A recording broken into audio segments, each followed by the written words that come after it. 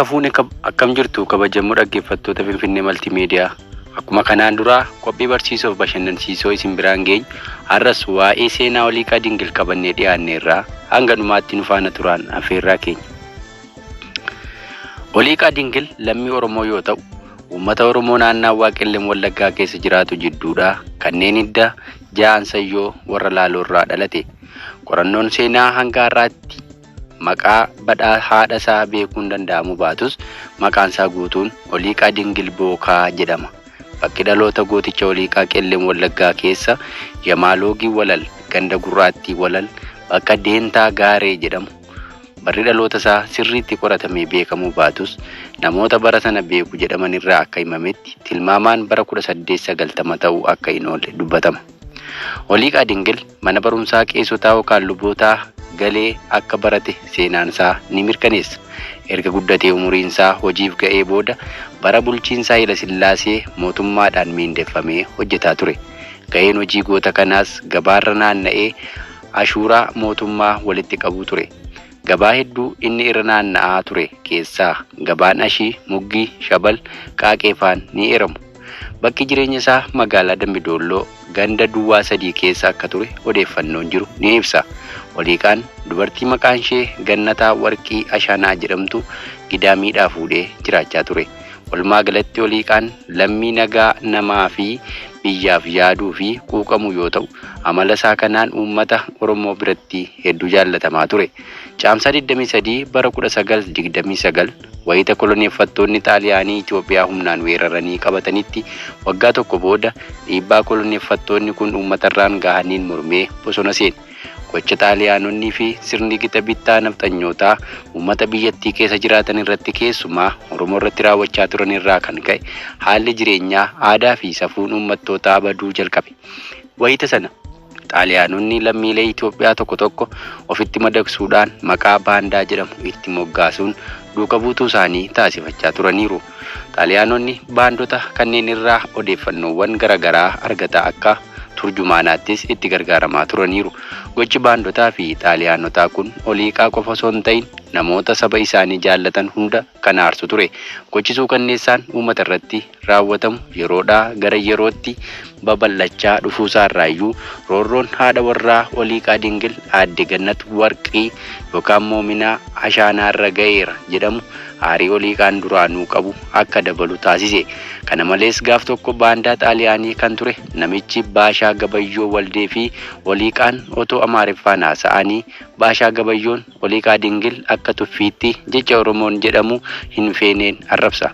Guyyaa biraa immoo Baashaa Gabayyoon kun namicha dhaabaa Maashaa jedhamu wajjin walii galuudhaan Oliiqaan qarshii ashuuraa walitti qabee dhimma dhuunfaa irra oolfateera jechuun odeessisuu isaarra darbee hoogganaa Xaaliyaanii yeroo sanaatti hima. Oliiqaan qawwee dhokfatee qaba jedhees yakke. Odeeffannoo kanarratti hundaa'uun Xaaliyaanonni Oliiqaa qabanii mana hidhaa galchan.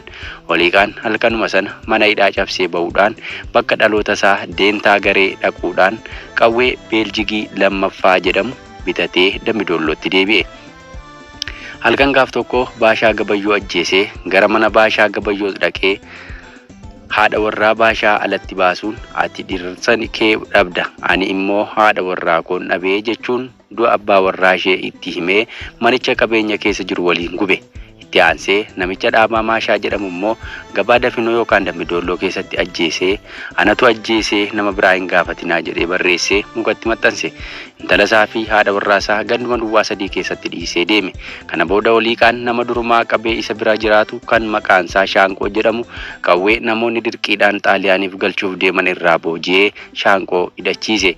Kanaanis Xaaliyaanii fi baandaa irratti tarkaanfii fudhachuu eegalan. Sababoota Oliiqaa shiftummaaf kakaasan keessaa tokko eeruuf namni Tafarii Alawee Bugoomboo jedhamu haroo Machaaraa irratti fannifamuun Qanyaazimaachi Dhoosaa Abbaa Qoroo qawwee dhoksite jechuun harka isaanii duubatti hidhanii Buraayyuu bakka bakkee Abbaa Boroo jedhamutti rasaasa 7 ajjeefamuu isaanii fa'aa eeruun ni danda'ama.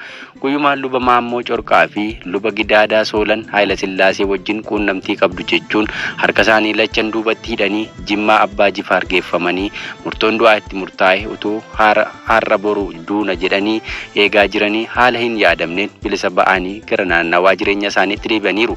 Oliiqaan erga Gabayyoo ajjeesee deeme booda gaaf tokko halkan keessaa sa'aatii 5tti haala haati warraasaa irra jirtu ilaalee deebi'uuf wayita gara mana isaatti qajeelu isheen teessee jirbii fo'aa jirti. Oliiqaa yaa abbaa jigsaa ati duute moo jirtaa? Utuu ati jiraattee hantuunni maa warraaqxee? Yaa abbaa coomaa fi booka kootii amaaseeniin maal na gootii jettee isa faarsuu dhokatee dhaggeeffate. Halkan sana dhokatee ishee ajjeesee deebi'uuf yaadee kan dhufe garuu wayita faaruu haadha warraasaa dhaga'u cancala qawweesaa dhaamsee halkan sana mana isaa bulee ganama bariidhaan bakka dhufetti deebi'e. Yeroo yerootti uffata waraana xaaliyaanii uffatee Dambidolloo seenuudhaan mana aadde Moominaaf aadde Daasharee Akaayyuutti daadhii dhugee odeeffannoo barbaachisus walitti qabatee deebi'a ture. Namoota isa fakkaatan waliinis dhoksaatti ni mari'ata ture. Deeggartoota Oliiqaa gocha weerartoonnii fi jala kaattuun warra isaanii irratti raawwatan namoota hedduu aarsee tureera. Haala kanatti aaree kan garaa kutatee Oliiqaan duukaa shaffataa warri kun immoo naannoodhumaa jiran ta'anii deeggaraa turan. Deeggarsi kennamaa tures odeeffannoo kennuu, galaa qopheessanii nyaachisuu, meeshaa waraanaa kaa'uu fi erguu dabalata. Namoonni adda addaa yeroo waraanni Oliiqaa naannawaa tokko galu nyaataa fi dhugaatii dhiyeessuudhaan halkanii guyyaa wajjin dhumaa turan.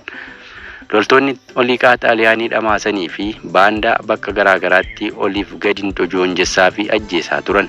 Bakki da'annoo isaanii haala yeroon jijjiiramaa ture.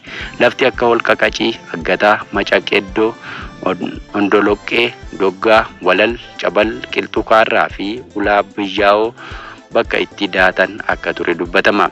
Lola koloneeffattoota wajjin godhame guyyaa fi haalli lola Oliiqaadhaan gaggeeffamee barreeffamaa yoo jiraachuu baate iyyuu seenaa afaaniin darbin raawwachuun akka danda'amutti qabsoo ittisa koloneeffataa keessatti Oliiqaa Dingil gumaacha olaanaa akka godhe beekama.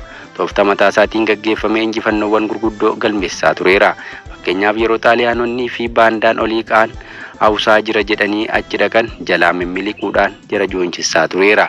Injifannoowwan gurguddoo waraana Oliiqaatiin argaman keessaa aanaa Yamaaloogii Walal keessatti bakki Fiincoo fi Dubbisii jedhamu gidduu lola xaaliyaanii fi Oliiqaan wajjin gaggeeffameen xaaliyaanonni 30 ta'an du'aniiru. Dirreen injifannoo inni seena qabeessa jedhamee himamu immoo lola Wallaggaa aanaa Xajjootti gaggeeffame yoo ta'u, lola kanarratti baandonni 750 ta'an Oliiqaatti duulan. Lola hamaa tooftaa fi kutannoo guddaa gaafate kanarratti xaaliyaanii fi baandonni waraana Oliiqaatiin yommuu dhuman loltuun xaaliyaanii maqaansaa Tiniintii Biichee jedhamuu fi baandonni 3 duwwaan baqatanii deebi'anii akka galanidha kan ibsamu. Namoota xaaliyaanii wajjin walii galanii Oliiqaa fi waraana isaa booji'uuf yookaan ajjeesuuf yaalaa turan irratti Oliiqaan dursee tarkaanfii fudhataa ture. Akka fakkeenyaatti namichi maqaansaa Waaciloo Waloo jedhamu miseensa waraana Oliiqaa kan ta'e Dhaabaa Bocoloo ajjeefnaan Oliiqaan battaluma sanatti Waaciloo Waloo Anfillootti ajjeesee gumaa Dhaabaa Bocoloo baaseera. Itti dabalees aanaa Tijjootti namichi maqaansaa Fullaasaa Baabil jedhamu Oliiqaa ajjeeseen mataa isaa muree fida jedhee xaaliyaaniif waadaa galee qawwee minishirii 5 fudhatees deeme. Otoo hin turin dhimmi kun Oliiqaa bira ga'e. Oliiqaan mana Fullaasaa Baabil dhaqee ajjeesuudhaan qawwee 5 harkaa fudhatee humna waraanaasaa ittiin cimsate. Haaluma kanaan lola hedduu irratti lubbuun diinaa fi deeggartoota isaanii lakkoofsaan kaa'uun nama rakkisuu dhabameera. Walumaa galatti qabsoon Oliiqaan uummata Oromootiin deeggaramee gaggeesse uummatichi akkasuma lammii fi saba kaanii goota cimaa akka qabu kan mirkaneessudha. Du'a Oliiqaa Dingil qabsoo ittisa koloneeffataa Oliiqaa Dingil gaggeessaa ture jala deemtonni diinaa hin deeggaran ture. Oliiqaan yommuu bosonaa dhufu magaalaa Dambidolloo keessa mana meeshaa isaa kaawwatu qaba ture. Yeroo inni dhufee kaa'u ol harkan keessaa sa'aatii 5 hanga 10 gidduu ture. Yeroo bosonatti deebi'u immoo rasaasaa fi meeshaalee isa barbaachisan fudhateeti. Namichi Oliiqaan waliin hojjetu warra xaaliyaanii wajjin quunnamtii dhoksaa qaba ture. Namichi akka warri xaaliyaanii hin shakkineef halkan mana isaa biratti qawwee dhukaasaa bula. Ganama ka'ee eda mana abaluu biratti qawween dhukaa bulee yeroo jedhan xaaliyaanonni dhaqanii qala'aa hammaarratanii akka galanidha seenaan kaneeru. Tooftaa kanaan Oliiqaa fi namichi kun waliin deemaa erga turanii booda qarshiin Oliiqaa namicha kan harkatti heddummaataa waan dhufeef gaafa tokko Oliiqaan qarshii isaa akka deebisuuf gaafate. Namichi dinnaan Oliiqaan arrabse. Arrabsoon Oliiqaa Dingil onnee namicha kanaa waan madeesseef namoota Oliiqaa Dingil quunnaman qarshiidhaan kadhachuu jalqabe. Haaluma kanaan Oliiqaan holqa qacii keessa otoo jiraatu namichi isa irratti haaloo kuufate sun dubartii imaanaa Oliiqaa turte haadha warraa Baaburii Wagee uffata babbareedaa bituufiidhaan qarshiis harkatti kennuufiidhaan akka isheen oliiqaa hordoftee qoricha obaaftuuf summiin itti kenname.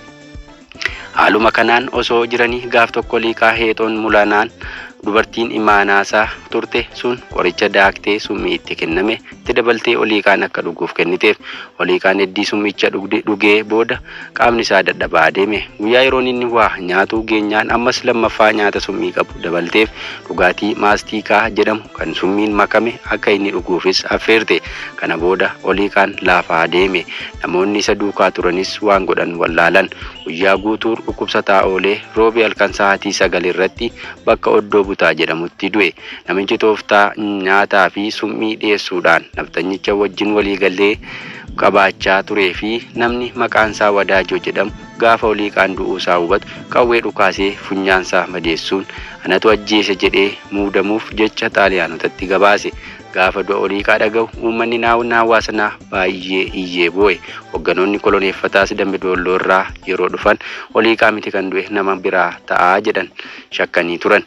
Sababni shakkii isaanis oliiqaa qabachuuf ajjeesuuf yeroo dheeraaf yaalii godhaniin waan hin milkoofneef. Kana booda muudamaan xaaliyaanii kan Gavarnoo Dhaayee jedhamu reeffa oliiqaa yommuu argu ajjeesuu balleessitan. Nama akkasii hin ajjeesan. Muudanii hoogganaa waraanaa godhatu jechuun Wadaajootti dheekkame.